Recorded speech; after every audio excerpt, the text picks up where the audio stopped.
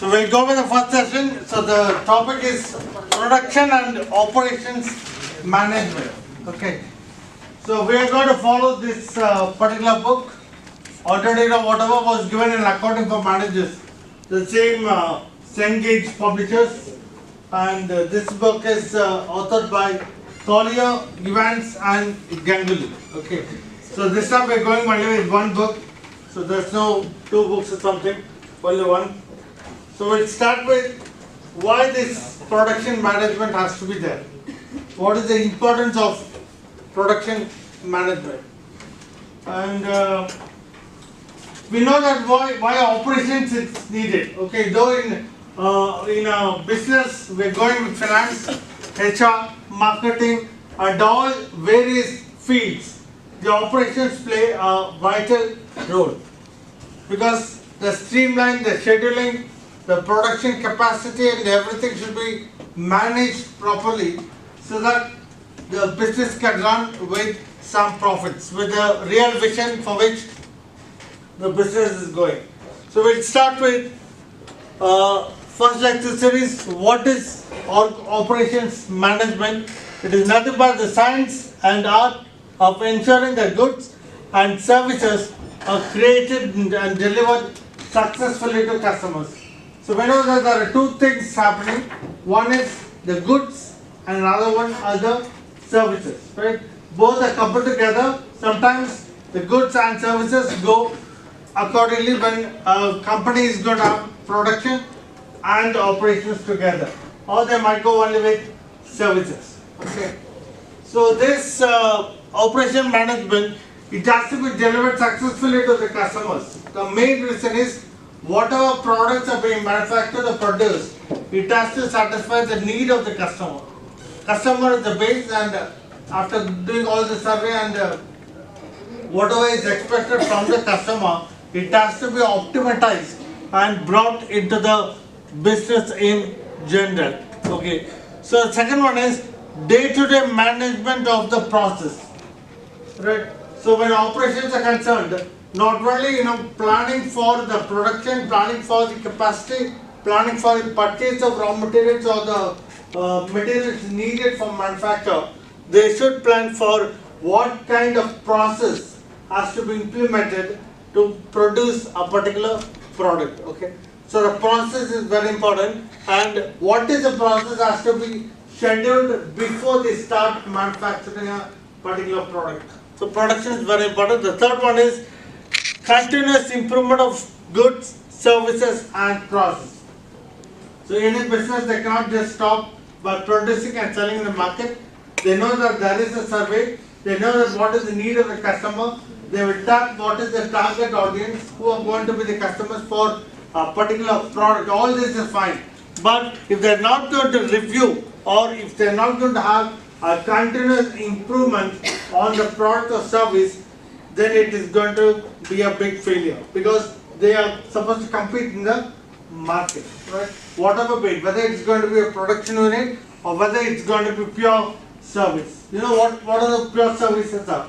Like banking, insurance, audit firms, lawyers and any professional firms, all these kinds are not doing any production work, but they will be giving only the pure services. So these are service-oriented organizations, and they also should maintain a discipline in following the skills needed for operations management. So they should always have a review and have a continuous improvement on the goods and services, whatever is being delivered to the customers. The best part is, an example is Walt Disney. Okay, Walt Disney, when they found all the entertainment, whatever is to be given to the public, they had a very clear idea and they processed in such a manner that utmost entertainment with real discipline is being given to the public who is going to visit the place. Apart from all the age levels, whether it's going to be young children or whether it's going to be old ones or middle-aged, whoever is going to visit the place, the proper entertainment was being given to the public in general. So that is a very good example of that. Then we should know the core of operational management. Okay, there are certain examples which can be quoted. Even if a person, some general managers or vice presidents who are not specialized in operations management but specialized in their own fields, probably in the IT field, or in infrastructure, or in finance or HR, whoever it is who is going to head the organization, they were very good in managing the entire organization on an operational skill basis. Okay, so the operational skills are very important apart from your general understanding. Right. The core operational management is efficiency is very important. So whenever a business is going to be started, a product is going to be manufactured, the customer is being requested to give whatever is needed, whatever is expected from him, all these things. The efficiency is very important. Much efficient work has to be done, or process has to be carried forward to clearly, make the product suitable for the customer in need. Second one is the cost of operations. Normally, whenever business is being done, the main mission is to have profits.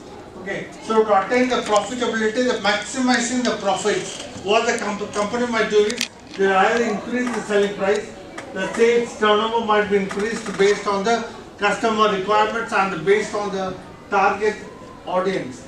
And for that, the cost on the operations is much needed. So what they can do is they can reduce the cost to much level without reducing the quality. Okay. So that in that manner, the cost of operations can be made more important. Third one is very important one, the quality of goods and services that create customer satisfaction. So whatever quality the company is going to implement, it must be satisfactory for the customers. So most cases, the quality must be claimed by the company, but the customer will not have that much of satisfaction on the real quality which has been given. So 100% quality is expected by the customers. So at least optimal quality has to be provided by the management in giving or renting the product or the services. So when dealing with all this, there are certain activities that are considered to be very important for a manager to perform, especially when the manager is in the operations heading an operation team. There should be certain activities that they must normally perform. The first one is forecasting. So the manager should be very good in forecasting what exactly the product has to be, what should be the process involved in producing the particular product, and what kind of a target audience the company is going to face. What is the requirement of the customer, what kind of a product has to be delivered to the customer, and what competition or what kind of competitors are going to play in the market. So all this has to be forecasted in advance so that the management can decide efficiently to produce whatever product is needed exactly according to customers' requirements. Second one is supply chain management. Supply chain is starting from purchasing or procurement of raw materials and ending with the final user, that is the end user of the particular product. That might be the customer who is not going to sell the product, who is going to buy the product and consume it or use it for his own purpose. So the supply chain from the buying of the raw materials to produce the final goods, and then going to the wholesaler, going to the retailer, and finally the distributor, and then it goes to the person who is going to use it for his own purpose. So that is the supply chain that has to be adhered very clearly. And then the facility layout and design. Whenever operations are concerned, they should say the facility design. Okay, how the location has to be, what kind of a plant and machinery or the equipment is going to be installed in the factory, and where the exact machinery has to be installed. So suppose there are some 4 stages in the operations, where the first machine has to be there, and then from the first machine, whatever process is being completed, then it has to go to the move on to the second machine. So how will it has to go? What kind of a movement has to be done? What kind of a operational activity has to be performed in maintaining the layout? Okay. In service, also the same things might happen. When you are going to do the service, which service has to be given first? and what is the service that is going to accompany the first service, and then the third one. So it has to go in a proper order. So that layout and designing has to be maintained properly. Even if we go and visit a greeting card shop or something, where you know, apart from greeting cards, there might be some mementos, there might be some flower bouquets and all that. All kinds of goods, all kinds of articles will be placed. So they will be planning and designing the layout in such a manner how the customers are going to come in, which one has to be displayed first, which is going to attract the customers. Even the customers sometimes they will want to go and get only a particular greeting card, but sometimes they will come out ending up with some teddy bear or something, some other thing which the child requires. Okay, so the business person, what it does is, he knows pretty well that only the greeting cards is going to have more sales, but he will keep more attractive things in the first layouts. So that when the customer is entering into the shop, he will be attracted. Instead of seeing the greeting card and picking up and going to the billing section, he will first see what are all displayed in the shop, and then he will go to the final area. Even if you go to a grocery shop, straight away they will not keep the rice and all that the front. It will be somewhere inside. But the front portions will be filled with chocolates, biscuits and all these things. Why the layout has been done? Because even if a person goes to buy only the required grocery, whatever is required, rice and dal or something. But when they are crossing all these things, they might be attracted towards buying these items. So the layout and design is very important. Technology. So the company or the management should go with the exact new technology or the latest technology or whatever is applied in the market. Without knowing or upgrading the technology, the company or the management will not be in a position to compete in the market. Their competitor will override the company. So the technology selection is very important. Company has to select the correct technology which is apt in the ready market.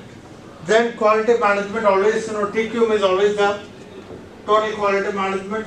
The companies, whenever they are producing, they will be having a team of experts to always monitor and check, and the reason they bring in all the ISO standards and all that. So purchasing,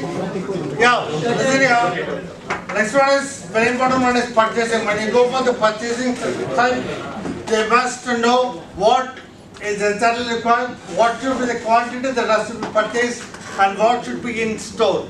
Okay, all these things are very important here. And then the capacity management, resource and capacity management. What kind of resources is required? That is the managing person, the person who is going to really work in that particular environment, the production unit, how much of labor is required. All these things are to be completely thoroughly checked out. And then the process design. So process and design is one where you're designing what could be the process in which you're going to produce a particular product. Okay, which is going to be the first one. You're going to lay out the process and design in such a manner that your process itself will state that finally you're going to achieve a particular product. Okay, so you should design the process in an efficient manner. Job design. So when you're going to allocate the jobs to various persons, we should know how many people are going to work in a particular environment, for a particular product which is going to be manufactured, how many supervisors are going to be there, how many labor is going to be accompanied, and for each one, what is going to be the job that the person is going to perform. Okay, so the job has to be designed in that manner, and then you should schedule everything. Schedule in a proper manner, because we'll go with finally we'll go with manufacturing scheduling process, where you're going to schedule how the process is going to take place in a particular organization. So one important thing is the concepts and methods of operation management. It can be used in any kind of a job. It's not necessary that the company has to be a manufacturing company. So it can be done in any kind of a job, regardless of the functional areas. Not only finance, not only HR, not generally in marketing, or not in any kind of a management business. It can be used or it can be applied in any functional areas of business, or it can be in any kind of industry, whether it can be steel industry or cement or service industry or automobile industry and all that. So the skills, one Ms. Shelley Decker, she was an accounting and information systems major in college. She was not really in operations, but she was good in accounts and information systems. And she tried to use various operational management skills to develop her business, and she succeeded in her business. And one is the process and design. She used quality management in her company and used inventory management. Inventory management is one very important area. The reason is how much of stock has to be maintained. You should not be overstocking. That is, you should not produce more than what is required. That is, more means you should have some safety stock, but you should not produce whatever is not required or which you cannot sell. And you should have what kind of an inventory control has to be taken by the management. And then scheduling. All these four she used it. And certain activities by Brooke Wilson. That is, first one is he started with planning and budgeting. Even though he's also not in the operation management business, but he started to do a planning and budgeting session and started his business by applying inventory management. He also applied the scheduling and capacity. That is, he scheduled very clearly how the process is going to take place and what kind of a product is going to be produced, how the process shall be designed, what kind of a job has to be allocated to the various employees and all that. And also he had a quality check in the organization, so that the product which is going to be delivered to the customer was on a qualitative basis. Next one is, by understanding all this, we should have a clear understanding on the goods and services. So good is a physical product that can be seen, that can be touched, that can possibly be consumed. Okay, so that is a physical good. That is one we call it as a good. If something you cannot see it, we will not consider it as a good. A durable good. Durable good means it can be used without wear and tear, and it at least comes for 3 years. So it is durable. That is, the durability can be guaranteed. It can go up to 3 years. And a non-durable good is one which is also a physical good, but it need not be a good which can come for many years. It might go off within 1 year. Say for example, you take a toothpaste. It's a good, physical good, but you can't use the toothpaste for 3 years or 4 years together. While you are consuming, it will be exhausted. Okay, so that is a non-durable good. And a service can be a primary service or a complementary activity that does not directly produce a physical product. So it can be a primary good, or it can be something which is attached to the primary good. Okay, so primary good is that actual product which is going to be manufactured. So for example, if a table or chair is being produced, that is a product which is considered to be a primary good. Certain goods are complementary activities which will accompany your primary goods, which is not a primary good. When you are going with goods and services, we should know some similarities and some significant differences do exist. One kind of a similarity is driven by customers, whether it's going to be a good which is going to be manufactured or produced, or a service which is going to be provided by a professional. Both are driven by customers, because the customers decide what kind of a product they need or what kind of a service is expected from them. Okay, so based on the requirement or the need of the customer, the good is going to be produced or the service is going to be rendered. So that is one similarity between goods and services. Second one is they provide value and satisfaction to the customers. So whether you are going to give a goods which is going to be manufactured in a company, or a service is going to be rendered by a lawyer, whatever we are doing, they should provide some value. The customer has to have some value, and the customer has to be highly satisfied on the goods which are being delivered to them or the service which is going to be rendered for them. Unless the customer is satisfied, the company cannot progress in whatever goods being manufactured or whatever services are being provided. Third one is both goods and services, they can be standardized for the mass market. So they can see what kind of a market is there based on the market size. The goods or the services can be planned accordingly. So that is the similarity between goods and services. There is no need that for goods, there should be some kind of a market, or for services there is a different kind of a market. But if you are able to identify the mass market in general, then based on the mass market, the goods and services can be delivered. So for example, a chartered accountant is he knows that a new rule is coming in. Okay, a new rule for the company is coming in, and that rule is applicable for every business person who is going to do the business under the law of the country. In that case, the chartered accountant knows the entire mass which is going to follow the same rule, and precisely they should frame the audit procedures and deliver the services for the client. Okay, these can has to be there.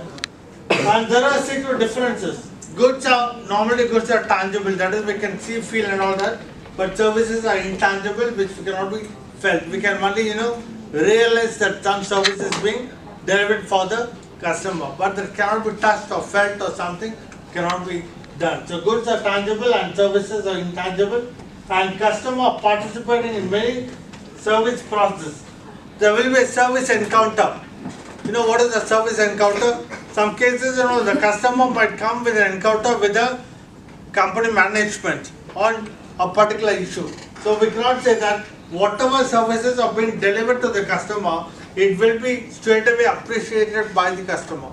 So the customer might feel that there should be some manner, they are not happy with the service, or they might come out with some issue which has to be sorted out by the management. So there will be an encounter with the management by the customer.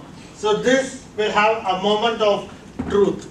So there will be some transaction or something might happen between the customer and the management, which will be emphasized by an evidence, a truth. Say for example, if a car is a repair is being undertaken by the management and the car is not functioning properly, or the same product or the same equipment which is being replaced did not function properly. In that case, there will be an encounter by the customer with the management, and this will create problems. So the management should see that whatever happens, immediate remedy is being done for the customer satisfaction. The demand for service is more difficult to predict than the demand for goods. For demand for goods, you can always predict easily. You can predict who is the customer who is requiring for that particular product.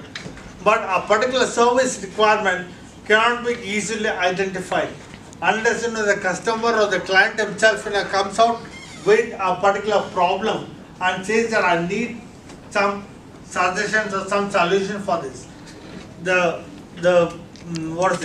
service provider will not be in a position to render the service. So identifying the particular client or the particular customer is easier in the case of goods rather in case of service. So demand which is being generated in the market is somewhat difficult in the case of services.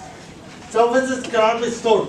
So physical inventory, whenever you are going to produce something, even if it is not sold in the market, that can be stored in the goods or warehouses or ground.